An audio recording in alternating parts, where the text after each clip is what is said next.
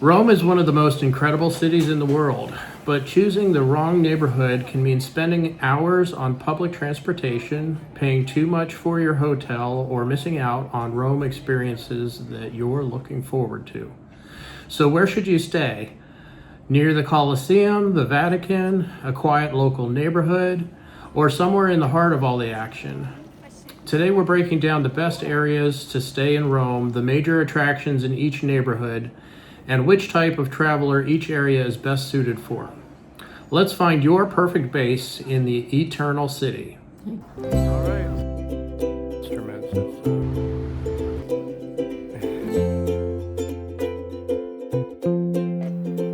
We're Josh and Petra, and we retired early to travel the world.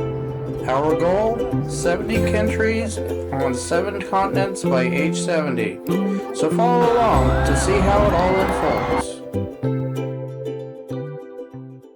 So welcome everybody. If you're new here, welcome. If you are returning, thank you so much. We appreciate you.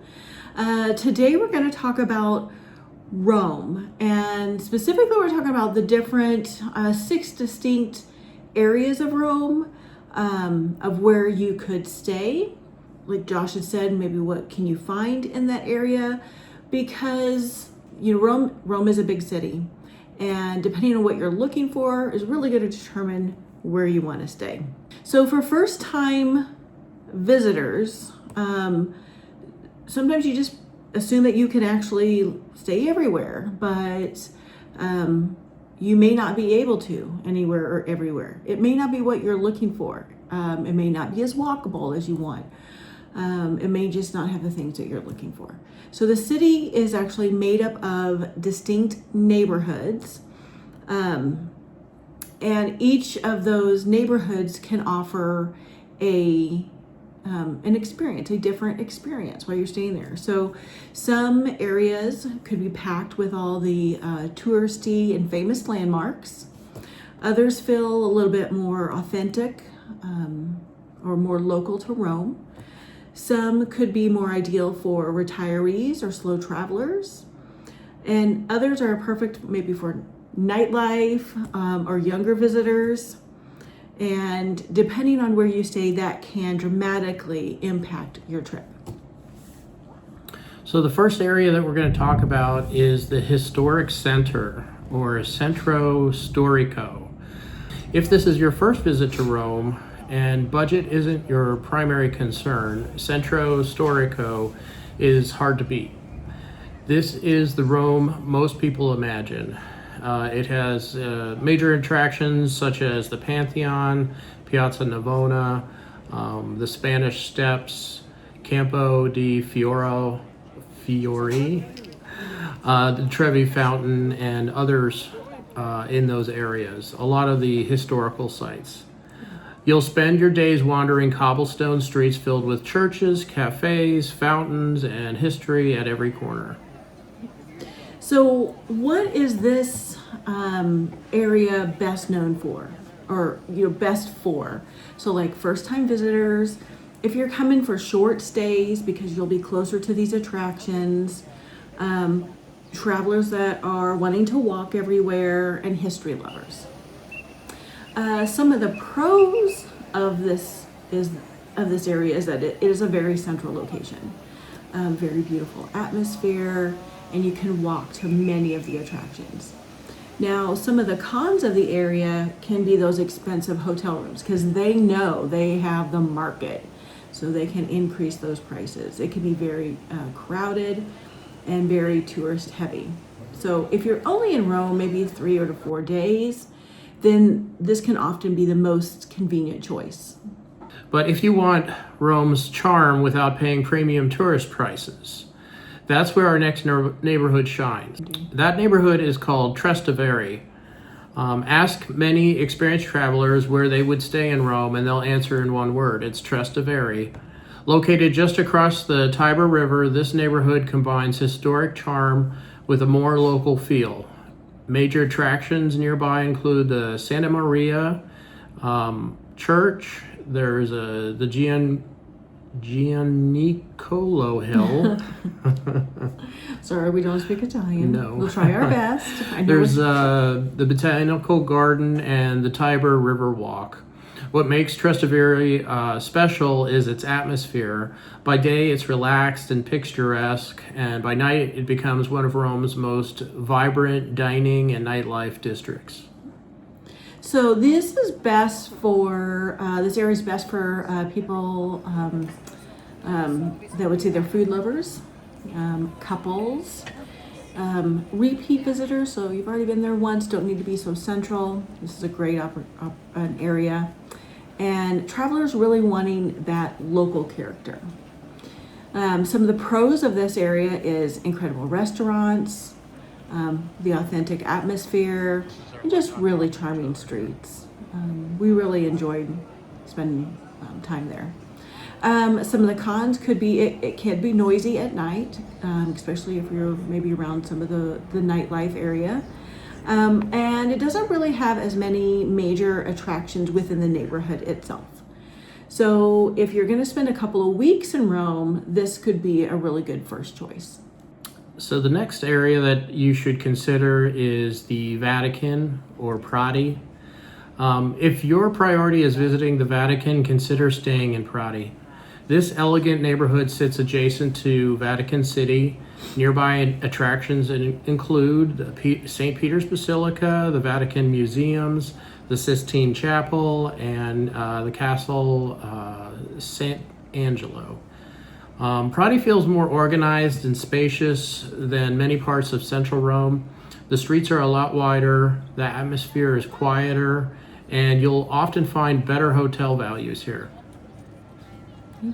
So this area is really best for like families or retirees. If you're spending a lot of time at the Vatican, or maybe even just travelers that want more of a quieter evening. Some of the pros is that it can be seen as cleaner and calmer. They've got really good transportation. Tends to be less crowded. Right? So for the cons, it does have a less historic atmosphere, and the nightlife is very limited. So many retirees actually prefer the Prati area because it offers comfort and convenience without the chaos of the city center.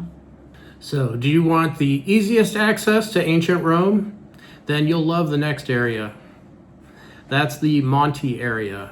Monte sits between the Colosseum and Rome's main train station, Termini. It's one of the city's trendiest neighborhoods. There's major attractions there, including the Colosseum, the Roman Forum, Palatine Hill, and the Basilica di Santa Maria Maggiore. Monte combines ancient history with modern cafes, boutique shops, and excellent restaurants. So this is best for history lovers, maybe younger travelers, some foodies, if you consider yourself a foodie, even first-time visitors. Some of the pros is that it's got a lot, several of those iconic attractions that people are looking to go and visit. It's got some great dining, and also very walkable. Some cons of the area is that it can be very busy because it's popular. It's a popular area. And again, your hotel costs can be higher in this area. So if seeing ancient Rome is your top priority, this could be the area that you really want to stay in. So that brings us to the fifth neighborhood, Testaccio. Many tourists never discover Testaccio, and that's exactly why some travelers love it. This neighborhood is known as one of Rome's culinary centers. Nearby attractions include the Testaccio Market, Aventine Hill, Orange Garden, and the Pyramid of Cestius. Testaccio feels genuinely Roman. Tourist crowds are much smaller, prices are often lower, and the food is outstanding. So this area is really best for maybe slow travelers, again, your food lovers, people are doing long-term stay, or maybe even a repeat visitor. So you've been there once and now you want something, a little bit more relaxed. So some of the pros is a very authentic local life. They've got excellent restaurants and they have better value accommodations. Some of the cons of this area is the fewer famous attractions and less tourist infrastructure in this area. And that brings us to the last four of the six that we're going to talk about, the Termini area.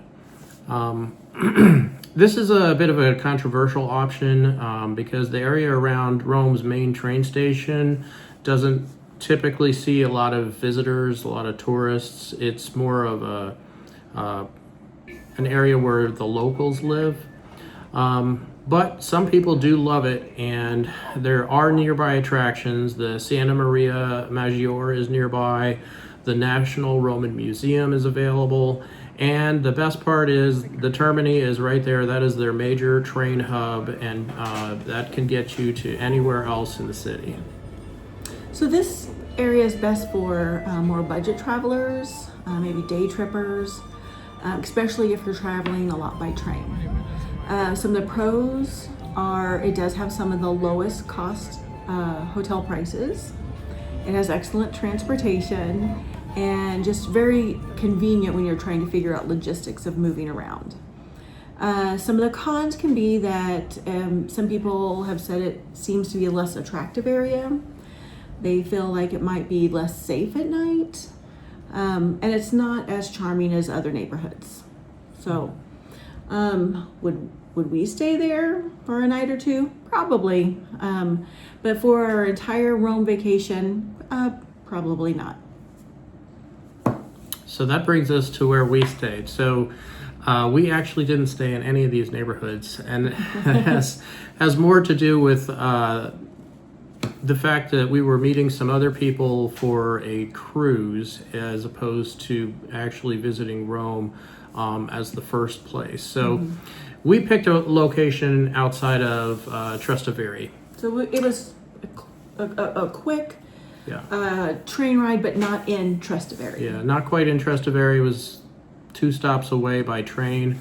It was actually fairly easy to get to, and I think after walking around a bit, I probably want to try out Trastevere. It's a really cute area. And this was not our first trip to Rome. I myself had been in Rome with a sister's trip many years ago, back in 2002 for a week. And then we had been there on a cruise, prior. So it wasn't our first. No, the previous trip we got to see the Roman Forum and the Colosseum, and so that section of the city wasn't something that we needed to go see again.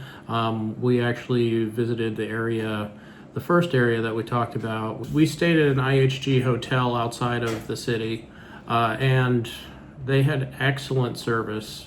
And that's something that we really appreciate about European hotels in general. It seems as though they take greater pride in the hotel experience than what we've experienced in the United States. There are places in the United States, they also do that. Excellent. That have great service, but I've seen, just on average, it seems like the European hotels are just a step up of, and I mean, this is just like, the place we went is generally what I would consider average hotel. They had their own restaurant, they had their own bar, but everyone's friendly, they're very helpful, and excellent service all around.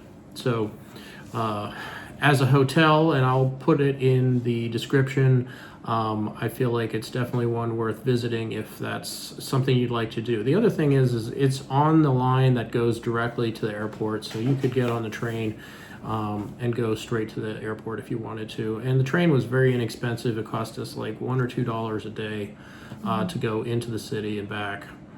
I do have a little video I created about train tickets, and I think that that'll be included in a future video about Rome.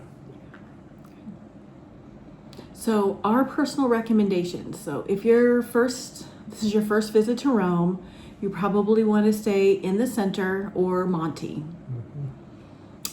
If you're a retiree seeking comfort, choose Prati. And if you're a foodie, choose Trastevere or Testaccio. I know I didn't say that right. You did pretty well. So if you're slow traveling for several weeks, Trastevere and the Testaccio offer the best balance of value and local life. If you're on a tight budget, consider the Termini area. And if you're returning to Rome after a previous visit, skip the tourist center and experience neighborhoods like the locals do. So, really the truth is there's no single best neighborhood in Rome. The right choice really depends on you, your travel style, your budget, and your priorities. Whether you want ancient ruins, Vatican treasures, local food, nightlife, peaceful and relaxful, Rome really has everything that you would want. So you can pick a perfect area for yourself.